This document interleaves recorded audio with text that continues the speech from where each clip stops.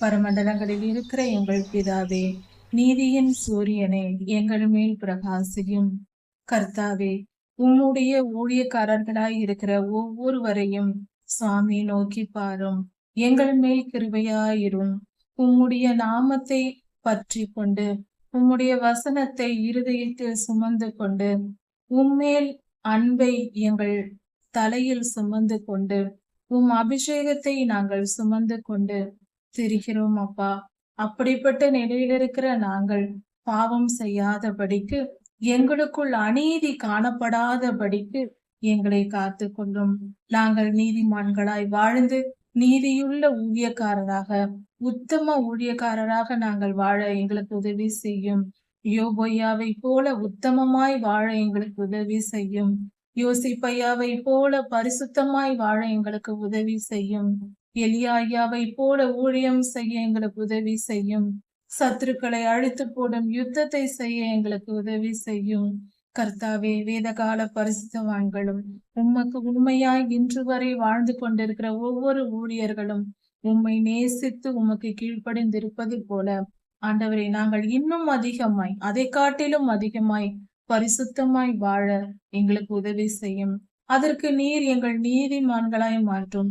உத்தம ஊழியர்களின் வழிகளில் நடந்து உமக்கு பிரியமான காரியங்களை செய்வதற்கு, அவர்களை போல நாங்கள் மாறுவதற்கு எங்களுக்கு உதவி செய்யும்.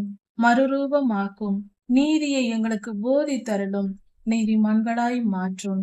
உம் நாமத்தின் மகிமைக்கு நாங்கள் வாழ எங்கள் கிருபை செய்யும். எங்கள் வாழ்க்கையை அர்ப்பணிக்கிறோம். எங்கள் வாழ்நாளை அர்ப்பணிக்கிறோம். எங்கள் ஆவி ஆத்துமா சரீரத்தை அர்ப்பணிக்கிறோம்.